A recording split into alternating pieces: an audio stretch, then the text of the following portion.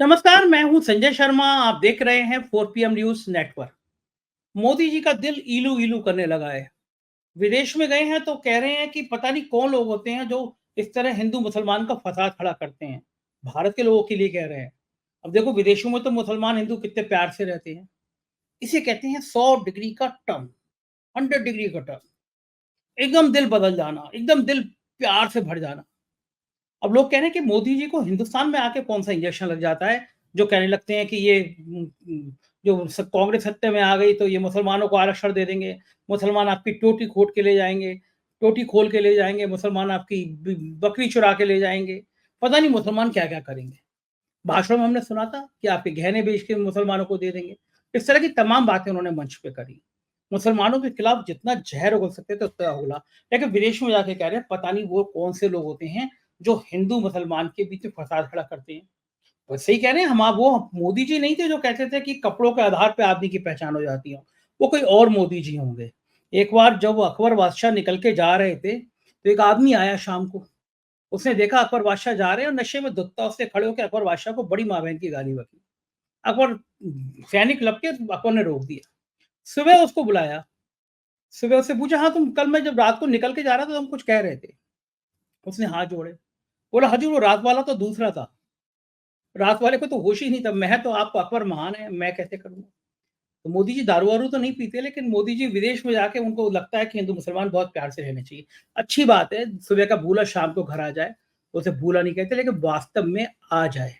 अभय दुबे जी तो इस बात को मानने को तैयार नहीं है। मैंने उनसे बातचीत करी, लेकिन वो मानने को तैयार नहीं है कि वो कह रहे हैं इसमें भी नाटक है। और उन्होंने फिर संघ की और बीजेपी की कस के बैंड बजा दी।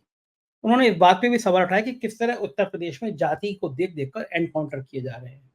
और बहुत बड़ा बवाल मच गया है कि एक यादव को एनकाउंटर कर दिया गया सुल्तानपुर डकैती में, और बाकी कुछ जाति विशेष के लोगों को टांग में हल्की फुल्की गोली मारी जाती है और ठीक कर दिया जाता है, अस्पताल में एडमिट करा दिया जाता है। अखिलेश यादव ने सवाल उठा दिया। बहुत तीखी बातचीत है, आप जरूर सुनिएगा, अपनी राय से अवगत कराइएगा। चलते हैं अभय दुबे जी के पास। 4 PM न्यूज नेटवर्क में स्वागत है आपका अभय दुबे जी। आज मुझे प्रधानमंत्री जी बड़े अच्छे लगे। विदेश में जाके वो सवाल कर रहे थे कि ये कौन लोग हैं जो हिंदू मुसलमान के झगड़े लगाते हैं। देखिए, यहाँ विदेशों में कितने प्यार से रहते हैं हिंदू मुसलमान, और पता नहीं भारत में ऐसे कौन से लोग हैं जो हिंदू मुसलमान के झगड़े लगाते हैं। प्रधानमंत्री का इतना हृदय परिवर्तन हो गया है, कितनी अच्छी अच्छी बातें करने लगे हैं। मुझे लगता है कि अब उनको नोबेल पुरस्कार मिल जाना चाहिए कि आखिर देश का इतना बहादुर प्रधानमंत्री, इतने प्यार की, इतनी अहिंसा की, इतनी सात्विक बातें कर रहे हैं। तो अब देश के लोगों को मानना चाहिए कि प्रधानमंत्री जी बदल गए हैं। वो इस बात की चिंता कर रहे हैं कि भारत में ऐसे कौन से लोग हैं जो हिंदू मुसलमान का झगड़ा लगा रहे हैं। आपको क्या लगता है, विदेश से जो बात की है प्रधानमंत्री जी ने कि भारत में पता नहीं कौन से लोग हैं जो हिंदू मुसलमान करते हैं, विदेश में देखो कितने आराम से रहते हैं, इसके पीछे प्रधानमंत्री का अंदर से कोई ज्ञान आया होगा प्रधानमंत्री जी को। प्रधानमंत्री जी को लगा कि अब प्यार की बातें होनी चाहिए। कारण क्या है, क्यों ऐसी बातें की होंगी उन्होंने? संजय जी, आपको याद होगा कि जब लोकसभा चुनाव की मुहिम चल रही थी और प्रधानमंत्री प्रतिदिन मंच से मुसलमान विरोधी बातें कह रहे थे, हिंदुओं को वो उकसा रहे थे कि आपका आरक्षण छीन के मुसलमानों को दे दिया जाएगा, आपकी बहनों के मंगलसूत्र और उनका सोना चांदी मुसलमानों को दे दिया जाएगा, आपके घर का एक कमरा दे दिया जाएगा, आपकी 2 टोंटियों में से 1 टोंटी मुसलमान को दे दी जाएगी, आपकी एक भैंस मुसलमान को दे दी जाएगी। ये सब जो बातें कर रहे थे, इसी के साथ साथ वो अपने गोदी पत्रकारों को दिए गए इंटरव्यू में ये भी कह रहे थे कि वो दिन तो कभी आ ही नहीं सकता जब मैं हिंदू बनाम मुसलमान करूं। आपको याद आया होगा, तब भी उन्होंने इसी प्रकार की दो तरफी बात कही थी। अभी भी देश में भारतीय जनता पार्टी मुसलमान विरोधी मुहिम पर निकली हुई है। 2024 के चुनाव के बाद से भारत भाजपा के जितने भी समर्थक पत्रकार हैं, उसमें कई यूट्यूबर्स भी हैं, वो खुलेआम मुसलमानों को गाली दे रहे हैं। भारतीय जनता पार्टी के प्रवक्ता, आधिकारिक प्रवक्ता, जो माथे पर टीका लगाकर और चंदन लगाकर टीवी पर अवतरित होते हैं, वो मुसलमानों के खिलाफ घृणा का प्रचार कर रहे हैं। बहुत बड़े पैमाने पर मुसलमानों के खिलाफ घृणा का, हिमाचल प्रदेश में किसी मस्जिद के, किसी तथाकथित मस्जिद के क्या कहते हैं उसको, अवैध निर्माण के खिलाफ एक बड़ा आंदोलन छेड़ दिया गया है। तो पूरी तरीके से भारत की राजनीति कैसे हिंदू बनाम मुसलमान हो, भारतीय जनता पार्टी उसमें नियोजित रूप से लगी हुई है, क्योंकि इन्हें इसके अलावा राजनीति करने का और कोई तरीका आता नहीं। लेकिन अगर ऐसा मोदी जी हमेशा दो तीन तरह की दोहरी जुबान में बोलते हैं। मोदी जी हमेशा दोहरी जुबान में बोलते हैं। लोकसभा चुनाव के दौरान उन्होंने दोहरी जुबान में बोला, और अब विदेश में जाके वो अपना एक लिबरल, एक उदार चेहरा पेश करने की कोशिश करते हैं मोदी जी हमेशा। क्योंकि अच्छा, ये जब तक बताइए अगर वो ऐसा नहीं करेंगे, अगर वो ऐसा नहीं करेंगे तो अंतर्राष्ट्रीय स्तर पे उनकी बड़ी निंदा होगी। अच्छा, ये बताइए कि आप प्रधानमंत्री कहते हैं कि 140 करोड़ देशवासियों का विश्वास, सबका साथ, सबका विकास। तो ये सब बातें क्या झूठी हैं जो ये बातें करते हैं प्रधानमंत्री जी? इसमें कोई शक है भाई, वो तो अगर प्रधानमंत्री प्रेस कॉन्फ्रेंस नहीं करते, अगर ना भारत में करते ना विदेश में करते, अगर विदेशों में प्रेस कॉन्फ्रेंस कराएंगे तो वहां के पत्रकार पूछेंगे कि आपकी पार्टी जो पूरे राष्ट्र की नुमाइंदगी करने का दावा करती है, वो मुसलमानों को राजनीतिक नुमाइंदगी देने के लिए तैयार क्यों नहीं है? आपकी पार्टी मुसलमानों को टिकट क्यों नहीं देती? ये सवाल देश में तो उनसे मोदी से कोई पूछता नहीं, क्योंकि प्रेस कॉन्फ्रेंस ही नहीं करते। उनके प्रवक्ता इस बात की कोई परवाह नहीं करते। और राष्ट्रीय स्वयंसेवक संघ के प्रचारक कहते हैं कि जिस दिन मुसलमान हमारी तरीके से सोचने लगेंगे, हम उनको टिकट भी देना शुरू कर देंगे। मोदी जी जैसे ही विदेश में प्रेस कॉन्फ्रेंस करेंगे, उन्हें इन सवालों का सामना करना पड़ेगा। एक बार यूएन के अंदर उन्होंने कुछ पत्रकारों के सवालों का सामना किया था, तब उनसे पूछ लिया गया था कि आपके यहाँ जो मुसलमान विरोधी हिंसा होती है, लिंचिंग होती है, सब सवाल उनसे पूछ लिए गए थे। उसके जवाब में उन्होंने बड़े बनाऊ तरीके से, वो तो बनाऊ तरीके से बोलने में बहुत माहिर है ना मोदी जी, उन्होंने बनाऊ तरीके से कह दिया था कि भाई भारत तो एक ऐसा लोकतंत्र है जो दुनिया का सबसे बड़ा लोकतंत्र है, यहाँ सब लोग मिलजुल कर रहते हैं। इस प्रकार की बातें करके वो पतली गली से निकल गए थे। तो मोदी जी से ये सारे सवाल तो अभी पूछे जाने बाकी हैं, और ये सवाल कब पूछे जाएंगे, कब पत्रकारों को, हमारे आपके जैसे लोगों को मौका मिलेगा, हमें नहीं पता। क्योंकि वो बहुत चालाकी के साथ पहले दिन से ही पत्रकारों के एक फ्री एंड फेयर, खुली और मुक्त प्रेस कॉन्फ्रेंस करने से लगातार बचते रहे हैं, और वो कभी भी ये नहीं करेंगे, क्योंकि अगर वो करेंगे तो बीच में गुस्से में उठ के चला जाना पड़ेगा। ठीक उसी तरह से करण थापर के इंटरव्यू में वो उठ के चले गए थे। अच्छा, राष्ट्रीय स्वयंसेवक संघ भी मुसलमानों को जोड़ने की पहल करता है। एक इंद्रेश जी हैं, वो मुस्लिम मंच बना लेते हैं। तो ये पहल क्या केवल नाटक करने के लिए होती है, ड्रामा करने के लिए होती है? नाटक करने के लिए नहीं, असल में है क्या कि ये लोग वाटर टेस्टिंग करते हैं। ये लोग जो है वो परीक्षण करके देखते हैं। ये सारे के सारे परीक्षण हैं कि मुसलमान समाज किस हद तक है, उनका जो इंटेलेक्चुअल वर्ग है उनको किस हद तक अपनी ओर खींच सकता है। अटल बिहारी वाजपेयी के जमाने में भी हुआ था। एक मुस्लिम मंच बना था, उन्होंने अटल बिहारी वाजपेयी के सपोर्ट में कुछ बातें कही थी, उनकी उदारता वगैरह के आख्यान के गीत गाए गए थे। तो ये कोशिश हमेशा से, और राष्ट्रीय स्वयंसेवक संघ के भीतर भी बहस चलती रही है कि क्या मुसलमानों के लिए संघ के दरवाजे खोले जाएं। अब आप सोचिए, राष्ट्रीय स्वयंसेवक संघ का पूरा एक शाखा का जो रिचुअल है, आप उसको देखिए, उसमें एक स्वयंसेवक जाता है, सामने भगवा ध्वज लहराया जा रहा है। वो भगवा ध्वज को जाते ही हर स्वयंसेवक को यूं करके प्रणाम करना पड़ता है भगवा ध्वज को। अब ये मुसलमान कैसे करेगा? मुसलमान तो किसी ध्वज को प्रणाम कर नहीं सकता, क्योंकि उसके धर्म में मनाही है ये करना। क्या मुसलमान के लिए आप अपने यहाँ का जो रिचुअल है वो बदलेंगे? आपको ध्यान होगा, जो बादशाह खान थे, सरहदी गांधी, जब वो महात्मा गांधी के आश्रम में रहते थे, आश्रम में गोश्त तो बनता नहीं था, मांसाहार वर्जित था गांधी जी के आश्रम में, तो वो भी शाकाहार करने लगे, तो वो कमजोर होने लगे बादशाह खान। तो गांधी जी ने एक दिन उनसे पूछा कि आप कमजोर क्यों होते जा रहे हैं? तो उन्होंने कुछ इधर उधर की बात कर दी, लेकिन बाद में बताया कि चूंकि ना मांस खाने को नहीं मिल रहा है, चूंकि मांसाहारी है, तो इसलिए ये ठीक से खाना नहीं खा पाते हैं और कमजोर होते जा रहे हैं। तो गांधी जी ने उनके लिए अपवाद निर्धारित किया, उसने कहा बादशाह खान के लिए हमारे आश्रम में मांस बनेगा। ये बहुत बड़ी ऐतिहासिक घटना है। फिर बादशाह खान के लिए अलग से उसकी मांसाहार करने के लिए, उनकी उनके आहार की जरूरतें पूरी करने के लिए बाकायदा मांस पकाया गया उनके आश्रम में, और बादशाह खान ने वो खाना शुरू किया। खान अब्दुल गफ्फार खान है, सरहदी गांधी जो थे, उनको बादशाह खान भी कहा जाता था। तो ये मैं कहता हूं, क्या राष्ट्रीय स्वयंसेवक संघ में इतनी हिम्मत है, जो गांधी जी में अपनी इतनी हिम्मत थी कि वो उनके लिए, मुसलमान स्वयंसेवकों के लिए एक अपवाद कर सकें? भाई मुसलमानों, अगर आप मुगलों की निंदा करें, मुसलमान आक्रमणकारियों की निंदा करें, मुझे नहीं लगता कि बहुत सारे मुसलमानों को इस बात में आपत्ति होगी। ये सब मुसलमान, सारे सामान्य मुसलमान, कोई मुस्लिम आक्रांता थे, आतताई थे, कोई उनके समर्थक थोड़ी ना है।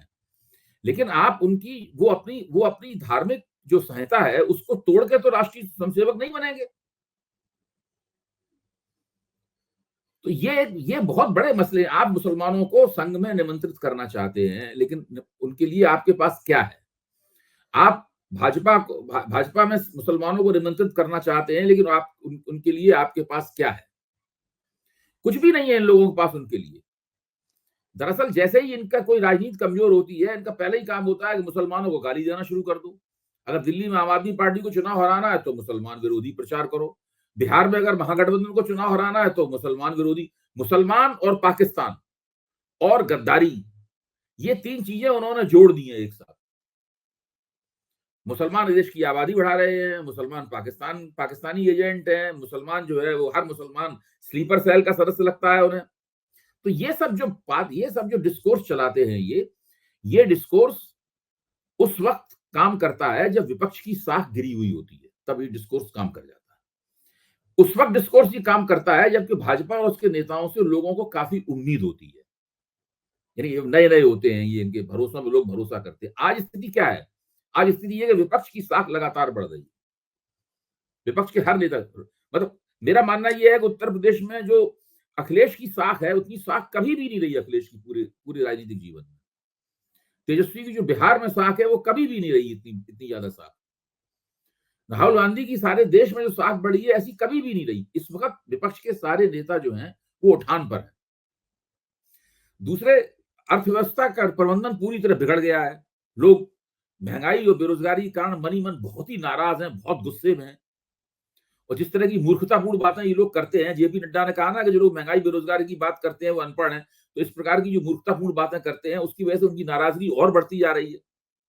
अगर पीयूष गोयल और जेपी नड्डा वगैरह के बयान ही केवल जनता को सुना दिए जाएं तो केवल इसी में बीजेपी हार जाएगी। ऐसे ऐसे इन लोगों ने बयान दिए हैं महंगाई और बेरोजगारी के सवाल पर, पीयूष गोयल ने और जेपी नड्डा ने। तो जब आपके खिलाफ माहौल है पूरी तरह, और आप फिर ये मुसलमानों के खिलाफ जो घृणा फैलाने का पूरा मामला कारोबार है, ये कारोबार निष्प्रभावी हो जाता है। करने के लिए आप करते रह सकते हैं क्योंकि आपको इस काम में महारत हासिल है, लेकिन इसका राजनीतिक असर नहीं पड़ेगा, और वो नहीं पड़ रहा है इसका राजनीतिक असर। जहां तक यादव को गोली मारने का सवाल है या उनको फर्जी एनकाउंटर दिखाने का सवाल है, आपने जो सवाल पूछा है मुझे तो याद आ जाता है वो समय जबकि मुलायम सिंह जी उत्तर प्रदेश के सबसे बड़े विपक्षी नेता थे, और उत्तर प्रदेश में एक वीपी सिंह मुख्यमंत्री थे उत्तर प्रदेश के। तो उत्तर प्रदेश में फर्जी एनकाउंटरों की एक बाढ़ आई थी पूरी, और उसमें ज्यादातर यादव नौजवानों की हत्या की गई थी। तब मुलायम सिंह ने विपक्ष के नेताओं के साथ मिलकर, वीपी सिंह कांग्रेस के प्रधानमंत्री थे और मुख्यमंत्री थे, एमनेस्टी इंटरनेशनल को एक पत्र लिखा था मुलायम सिंह ने। मैंने मुलायम सिंह जी के ऊपर किताब लिखी है, उसमें उस पत्र का उल्लेख किया है मैंने। तो वो मतलब उस वक्त हालत ये थी कि तमाम यादव नौजवानों को फर्जी मुठभेड़ों में उत्तर प्रदेश में डकैत बताकर या चोर बताकर या अपराधी बताकर उनकी हत्याएं की जा रही थी। लगभग वैसी मुहिम इन लोगों ने अब आदित्यनाथ के नेतृत्व में यहाँ पर चला दी है। इन लोगों को फिर से एमनेस्टी इंटरनेशनल को पत्र लिखना चाहिए। देखिए ये जो हो रहा है, एमनेस्टी इंटरनेशनल को पत्र लिखते ही संयुक्त राष्ट्र में मामला जाएगा और फिर से इन लोगों की बहुत ज्यादा बदनामी होगी। तो ये मसला, फर्जी मुठभेड़ें हो रही हैं और उसमें यादवों को मारा जा रहा है, ये मामला बहुत खतरनाक है, बहुत खतरनाक है। इससे भारत की भी बदनामी होगी और मोदी सरकार की बदनामी होना तो बिल्कुल तय है। कल सुल्तानपुर में एक ज्वेलर्स की डकैती पड़ी। उस डकैती में जो थे उसका एक जो अभियुक्त था उसको एनकाउंटर कर दिया गया, वो ठाकुर था। और बाकी, सॉरी क्षमा कीजिएगा, जिसको एनकाउंटर कर दिया गया वो यादव था, मार दिया गया।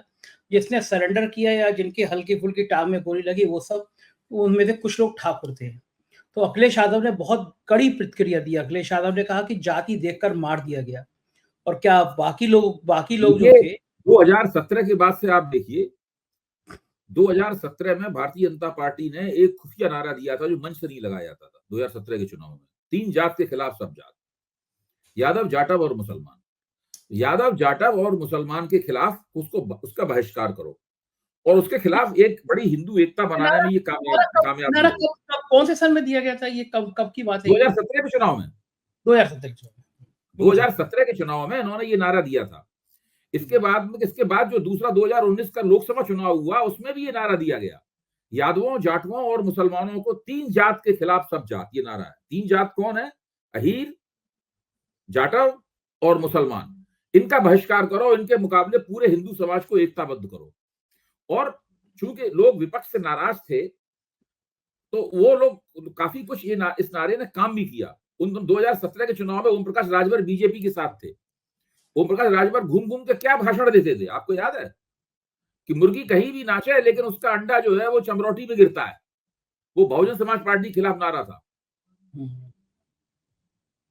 तो ये इस तरह के मुहिम चला के ये लोग चुनाव जीते हैं।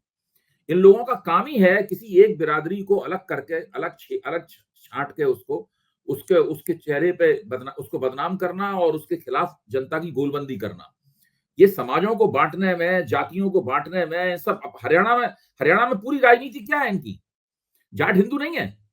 सही बात। पूरे हिंदू समाज, जाट कौन है? हिंदू है। उनसे बड़ा हिंदू कौन है? पूरे हिंदू समाज को 2 हिस्सों में बांट दिया इन्होंने वहां पर। तो सत्ता प्राप्त करने के लिए भारतीय जनता पार्टी किसी भी हद तक जा सकती है, कोई भी घिनौना काम कर सकती है। और ये काम ये लोग बिना, देखिए, कभी भी हरियाणा में खुल के मन से थोड़ा नारा देंगे कि हम जाटों के खिलाफ चुनाव लड़ रहे हैं। तो जाट बनाम जाट तो एक खुफिया नारा है ना, भाई जाटों के खिलाफ एकजुट हो जाओ सब लोग। इसी तरह उत्तर प्रदेश में यादवों के खिलाफ सब लोग एकजुट हो जाओ, जो मुसलमान यादवों और जाटों के खिलाफ, ये लोग हमें वोट देते नहीं, इनके खिलाफ एकजुट हो जाओ। बहुत ही घिनौनी पार्टी है ये। लेकिन मुझे बताइए कि इस समय अखिलेश यादव और योगी आदित्यनाथ के बीच बहुत तीखी तलखी रोज हो रही है। अखिलेश यादव ने कहा कि जो बुलडोजर चलाते हैं स्टीयरिंग पता नहीं दिल्ली कब बदल दे, और ये भी कह दिया अखिलेश यादव ने कि अब सरकार आ रही है, सारे बुलडोजर का रुख गोरखपुर की तरफ होगा। इस तरह की चुनौती कभी देते नहीं थे अखिलेश यादव योगी आदित्यनाथ को, लेकिन अब इतना ये सब जगह हो रहा है। अब महाराष्ट्र में नहीं हो रहा है। महाराष्ट्र में जब शिवाजी की प्रतिमा गिरी तो जब विपक्ष ने मार्च किया तब एकनाथ शिंदे की तस्वीरों पर उद्धव ठाकरे ने अपने हाथ से चप्पलें बरसाई। ये सब जगह हो रहा है।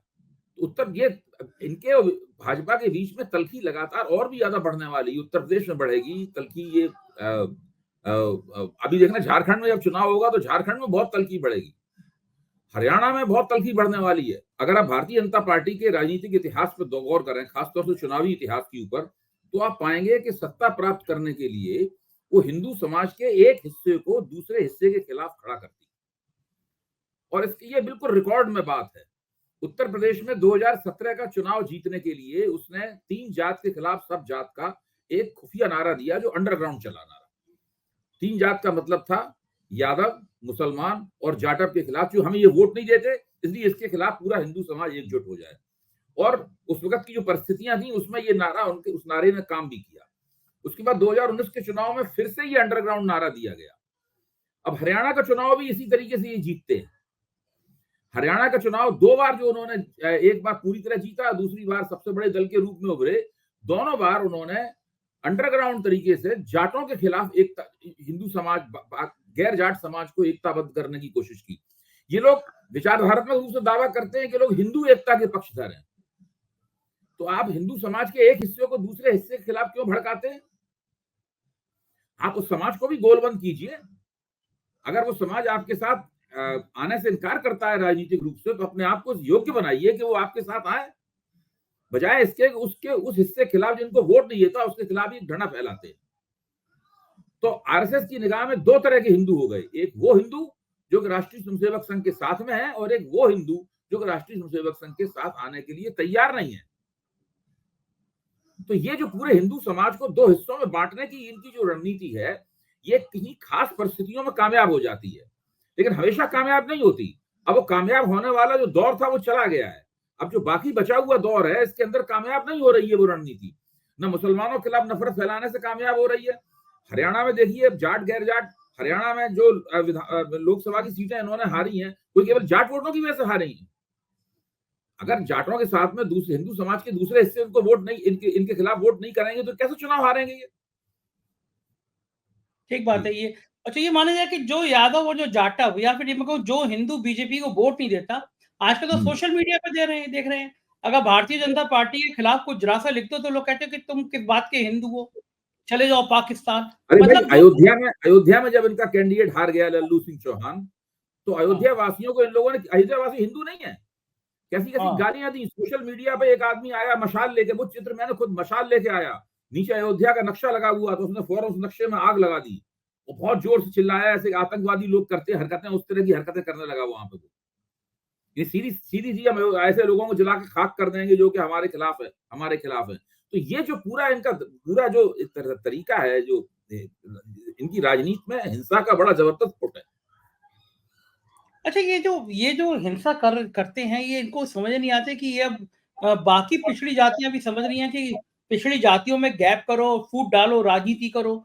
तो जो लोकसभा चुनाव में हमने देखा, जो अखिलेश यादव का पीडीए का नारा था वो कामयाब हो गया। 37 सीटें, वो भी समाजवादी पार्टी दावे के साथ कहती है कि प्रशासन ने गुंडागर्दी नहीं की होती तो 10 सीटें और आती, यानी गठबंधन के पक्ष में और सीटें होती।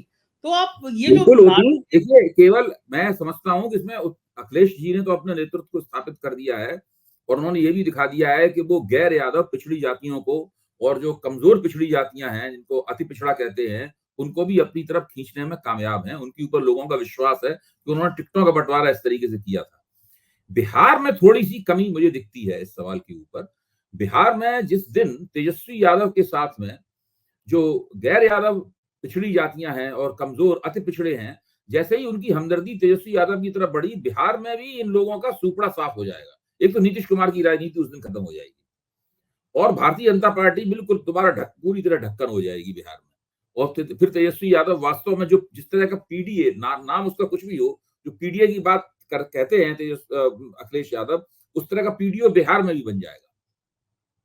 अच्छा, इधर उत्तर प्रदेश में कुछ दिनों से देख रहे हैं कि योगी आदित्यनाथ और अखिलेश यादव में बहुत तल्खी छिड़ गई है। आज अखिलेश यादव ने इतना तीखा ट्वीट किया है कि यादव जाति को देखकर हत्या हो रही है। फिर बुलडोजर को उनको लेके कह दिया कि बुलडोजर गोरखपुर की तरफ जाएंगे 2027 में।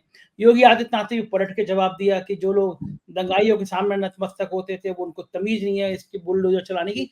खूब दोनों में बात विवाद बढ़ गया है, रोज एक न एक कसके हमले देखिए, हो रहे ये हैं। तल्खी तो और भी बढ़ने वाली है। मेरा मानना ये है कि ये तल्खी और भी बढ़ने वाली है। और आप वो तल्खी केवल उत्तर प्रदेश में नहीं है, ये महाराष्ट्र की तल्खी आप देखिए। शिवाजी के प्रतिमा के गिरने के बाद में वहां पर जो विपक्ष ने जुलूस निकाला, उसमें उद्धव ठाकरे ने, पहली बार मैंने उद्धव ठाकरे को इतना आक्रामक देखा। चप्पल अपने हाथ में लेकर मुख्यमंत्री एकनाथ शिंदे की तस्वीर पे उन्होंने चप्पलें बरसाई। आप सोचिए, अभी उत्तर प्रदेश में ये नौबत तो नहीं आई है कि लोग एक दूसरे की चप्पलें तस्वीर पे बरसाने लगे। सब कुछ होगा। देखिए, राजनीति जिस दौर में पहुंच रही है, उस दौर में कुछ भी हो सकता है और हम लोगों को किसी भी अनिष्ट की आशंका के लिए भी तैयार रहना चाहिए, क्योंकि जब तल्खी बढ़ेगी तो कुछ भी हो सकता है। और ये मेरा सुझाव ये होगा कि समाजवादी पार्टी की तरफ से इस बात को नहीं कहना चाहिए कि जब हम सत्ता में आएंगे तो हम बदला लेंगे। ये नहीं कहना चाहिए। ये कहने से कुल मिला के आपको दूरगामी दृष्टि से ही नहीं, अल्पकालीन दृष्टि से भी चुनाव में नुकसान होता है। आपको अपनी तरफ से कांग्रेस नहीं कभी की बात करती। आप कांग्रेस से सबक सीखिए। कितना राहुल गांधी के ऊपर, राहुल गांधी ने कभी नहीं कहा कि हम मोदी जी को जेल में डाल देंगे। भाजपा के प्रवक्ता तो रोज कहते हैं कि हम राहुल गांधी जमानत पे छूटे हुए हैं, तो लेकिन कांग्रेस की तरफ से नहीं कहते। इस मामले में कांग्रेस बहुत कुशल है। सत्ता में आएगी तो जो करना होगा वो करेगी, वो अलग बात है, लेकिन वो मंच पे नहीं इस बात को कहती। ये समाजवादी पार्टी को नहीं। समाजवादी पार्टी के बुलडोजर के सवाल पे कल प्रवक्ता कह रहे थे, मैं भी उस चर्चा में था, तो मुझे नहीं लगता कि ये कहना चाहिए। अच्छा, गजब की राजनीति होती है भारतीय जनता पार्टी की भी। मुलायम सिंह यादव की पुत्र वधू अपर्णा यादव को लेकर आए और वो बड़े जोश में कहा कि भैया जो यादव परिवार एक नहीं हो सका वो क्या करेगा। अपर्णा यादव ने कस के प्रचार कराया, हर जगह कहा कि मुलायम सिंह की पुत्र वधू देखो हमारे साथ आ गई, अखिलेश यादव की अनुज वधू हमारे साथ आ गई। अनुज अखिलेश यादव के सौतेले भाई हैं, उनकी पत्नी अपर्णा यादव, और कस के प्रचार किया। लंबा समय बीत गया, सालों बीत गए कि वो अपर्णा यादव को एमएलसी बनाया जाएगा, एमपी का टिकट दिया जाएगा, मंत्री बनाया जाएगा, आयोग का अध्यक्ष बनाया जाएगा, मेयर का चुनाव लड़ाया जाएगा। केवल बेचारी को जेड प्लस की या जेड प्लस को क्षमा चाहिए, वाई श्रेणी की शायद सुरक्षा दी गई। और उसके बाद में अब महिला आयोग का उपाध्यक्ष, ढेर उपाध्यक्ष होते हैं, उसमें एक उपाध्यक्ष अपर्णा यादव की। भारतीय जनता पार्टी इनमें बड़ी मजाक उड़ रही है अपर्णा यादव की कि आप मुलायम सिंह के एक इशारे पे लोग मंत्री बन जाया करते थे, उनकी पुत्र वधू होके आप सालों यादव परिवार को ही कोसने के बाद क्या बनी, महिला आयोग की उपाध्यक्ष। शिवपाल यादव चाह रहे हैं कि अपर्णा यादव वापस समाजवादी पार्टी में आ जाए, क्योंकि इस तरह बेइज्जती बहुत हुई। क्यों इस तरह इस्तेमाल करके छोड़ देते हैं भारतीय जनता पार्टी के नेता? देखिए, भारतीय जनता पार्टी में तो इस तरह की पुरानी परंपरा है, वो नेता को चूस लेता है, उसका प्रभाव खत्म हो जाता है और उसके बाद खोखला करके उसको छोड़ देता है। जहां तक अपर्णा यादव का सवाल है, मुझे वो अति महत्वाकांक्षी लगती है। भाई वो ये सारी की सारी बातें तो वो समाजवादी पार्टी के अंदर भी लेके तमाम तरह का राजनीतिक महत्व प्राप्त कर सकती थी, लेकिन बजाय इसके उन्होंने जिस तरह का व्यवहार किया अखिलेश यादव के साथ में, वो काफी कुछ शत्रुतापूर्ण किस्म का व्यवहार था। वो ऐसा कोई व्यवहार नहीं था। अच्छा, अब उनको भाजपा में उनकी उपेक्षा हो रही है और अगर उनका समाजवादी पार्टी में स्वागत कर लिया गया, उनको हाथों हाथ ले लिया गया, तो उससे भी कोई अच्छा संदेश नहीं जाएगा। मुझे तो लगता है जैसे कांग्रेस के अंदर है, वो राहुल गांधी इस पक्ष में नहीं है कि जो लोग कांग्रेस छोड़ के चले गए उनको हम वापस ले लें। बहुत से लोग लाइन लगाए खड़े होंगे, बैक चैनल बातचीत चल रही होगी आने की, लेकिन राहुल गांधी इस पक्ष में नहीं है। मुझे लगता है अखिलेश जी भी शायद इस पक्ष में नहीं होंगे कि जो लोग छोड़ के चले गए, क्योंकि अगर अपर्णा यादव को आप ले लेंगे तो और भी बहुत से लोग जो छोड़ के चले गए वो भी कहेंगे भाई हमको भी ले लो वापस, हमको भी ले लो अंदर। तो ये ठीक है, अपर्णा यादव को कुछ दिन तक अपने जो किया है उसका हमें सबक भी मिलना चाहिए। हाँ, ठीक बात है, राजनीति में तो ऐसे होता ही है और उत्तर प्रदेश की राजनीति पे हमारी निगाह रहेगी, हम बातचीत करते रहेंगे। बहुत-बहुत शुक्रिया। थैंक यू, जी। आपने हमसे बात की। Thank you. तो ये थे अभय दुबे जी, कैसी लगी बातचीत ज़रूर बताइएगा। आपकी राय का मुझे इंतज़ार रहेगा। चैनल को जॉइन और सब्सक्राइब करना ना भूलें। शुक्रिया, थैंक यू।